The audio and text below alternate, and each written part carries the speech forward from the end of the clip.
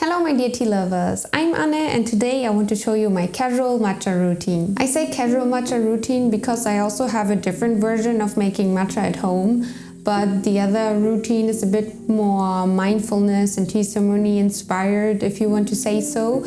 But for today I've prepared everything for the casual routine, so let's have a look at the utensils. First I move this for a moment so you can see better. I want to mention I do not always decorate this glass and I also don't always use this tray, but besides that this is the standard set of utensils that I use, like the bare minimum you would need to prepare a matcha at home. So we have a chawan, so a tea bowl with a chachaku, a teaspoon, and a chasen, a tea whisk, I think you say in English, and then there's also a chakin, which I fold in the traditional way, I would say, but I don't know if there's any other way to fold it, so I fold it according to how we do it at my Teaceremony class. And here in this metal container is my matcha. This is actually a container for thieving, so it comes with this little thief and also with a wooden spoon. I can put those inside and then put matcha on top and sieve it directly into this container. And yeah, there's matcha in here right now. For this casual routine, I would keep this metal container, but if I do a more sophisticated routine, then I would probably transfer the matcha from this container into a proper natsume. Currently, I'm drinking Yoju from Uji Hokoen. This is the matcha that we also use at my Teaceremony class, and I treated myself a few weeks ago with this matcha just to have a really good quality matcha at home. Then I have this bowl. It's called a kensui, so it is a container for used water.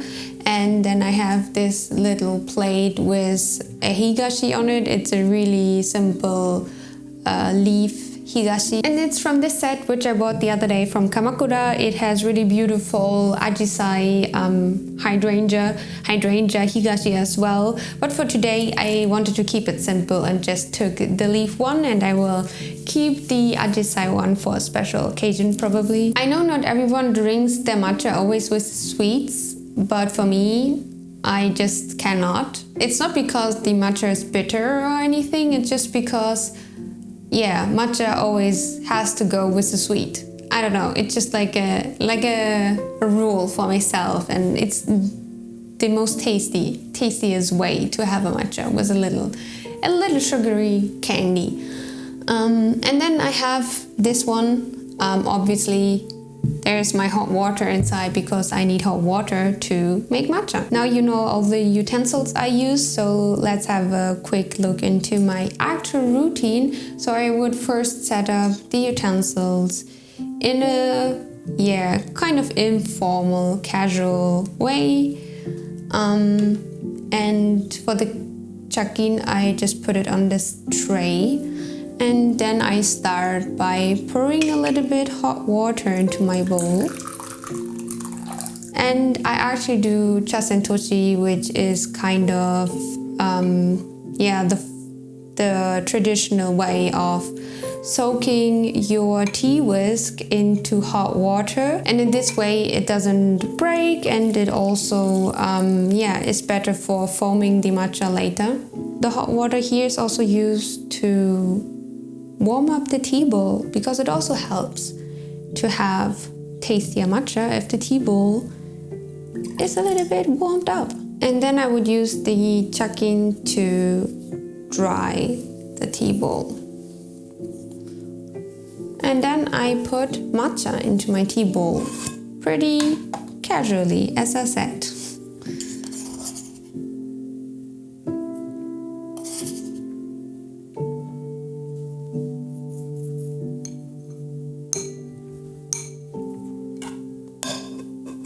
And then comes the hot water.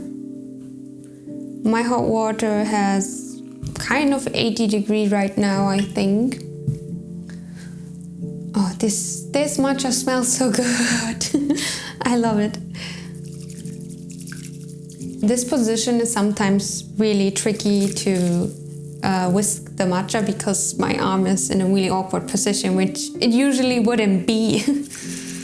And then I first have my little sugar treat.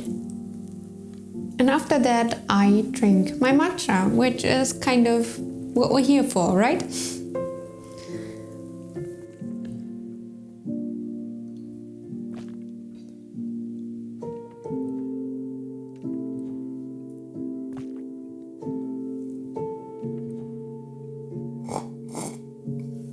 And one would think that I might be done now, but now comes the cleaning, which is also part of my routine. So I put hot water again into my tea bowl. And then I take the tea whisk and clean it in the hot water.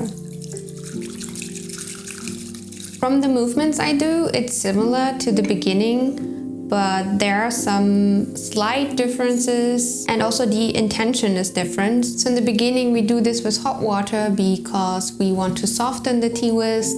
I did it now with hot water again, but in a really proper setting you would do this with cold water, which is actually just to clean the tea whisk, and it doesn't have any intention of like warming it up again or something like that. And then I put my chucking, my tea whisk, and the teaspoon back, and then also the matcha container, and that's kind of the end. Afterwards I clean everything up in my kitchen sink and everything. With preparing and cleaning up afterwards, this routine takes kind of around 15 minutes, but that's also the bare minimum I would want to take for this routine, because the intention is to have kind of like a mindful moment within my day and also to fuel my body with all the good matcha has to offer.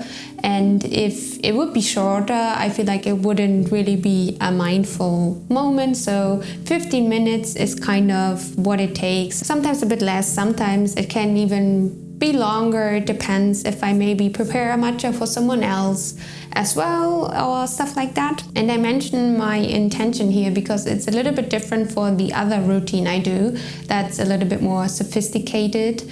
And if you're interested in that one, please give this video a like so I know that you want to see that as well. And feel free to let me know about your daily or regular matcha routines in the comments. I hope this gave you a little insight into my daily matcha routine. Thank you for watching and I see you in my next video.